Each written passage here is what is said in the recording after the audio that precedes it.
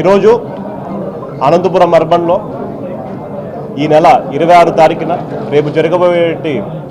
Janasena party క్రియాశీల సభ్యత్వ నమోదు కార్యక్రమం ఏదైతే జరుగుతుందో అందులో భాగంగా ఈరోజు అనంతపురం పార్లమెంట్ 7 నియోజకవర్గాల నుంచి ఇన్ఛార్జీలు అయితేనేం కానీ, మండలాధ్యక్షులు అయితేనేం కానీ, గ్రామాల నుంచి వచ్చిన నాయకులు అయితేనేం కానీ, అదేవిధంగా వాలంటీర్స్ అయితేనేం కానీ అందరు ఈరోజు రావడం జరిగిందండి. అందులో బ్రహ్మాండంగా ఈ కార్యక్రమం ముందుకెళ్తుంది.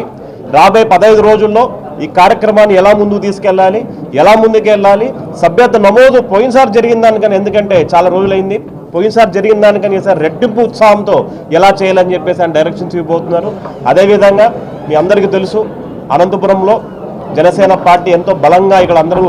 కలిసికట్టుగా ముందుకెళ్తుంది. సో ఈ కార్యక్రమం దిగ్విజయంగా ముందుకు తీసుకెళ్లేందుకు మా ప్రయత్నం ప్రతి ఒక్కరికి ఉంటుందని చెప్పి మీ అందరికీ తెలియజేసుకుంటూ, ఆ యొక్క వైసీపీ ప్రభుత్వం ఆ రోజు రాష్ట్రాన్ని కారు మబ్బుల్లోకి నెట్టివేసి ప్రజలను అధోగతి పనిచేసిన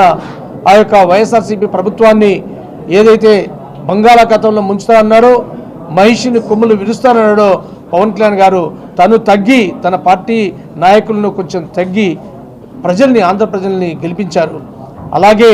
ఆయన ఏ రోజు కూడా ఆశయాలతో నడుస్తున్న ఈ జనసేన పార్టీలో ఆయన వెంట నడిచే ఇంతమంది జనసేన నాయకుల్ని, కార్యకర్తకి మొట్టమొదటి ప్రాధాన్యత నాయకుడికి కాదు. జనసేన పార్టీ కార్యకర్తనే ముఖ్యంగా ఆరాధ్య దైవంగా పవన్ కళ్యాణ్ గారిని ఏదైతే అనుకుంటారో వాళ్ళకి పెద్దపీట వేసి ఈరోజు పవన్ కళ్యాణ్ గారిని పార్టీని నడుపుతూ, గిరిజనులు ఏదైతే 2017లో ఆ యొక్క అరకు గిరిజన ప్రాంతంలో పవన్ కళ్యాణ్ గారు తిరిగినప్పుడు ఆ రోజు ఏదైతే మాటలు ఇచ్చారో 13 నుంచి 24 వరకు ఆయన ఎన్ని కష్టాలు పడినా ఏం పడినా ఆయన ఇచ్చిన మాటలు 24 ప్రభుత్వం వస్తూనే స్వతంత్రం వచ్చిన నాటి నుంచి కరెంటు లేని ఆ గ్రామాలకు కరెంటు ఇచ్చిన ఘనత పవన్ కళ్యాణ్ గారిదే అని తెలియజేస్తూ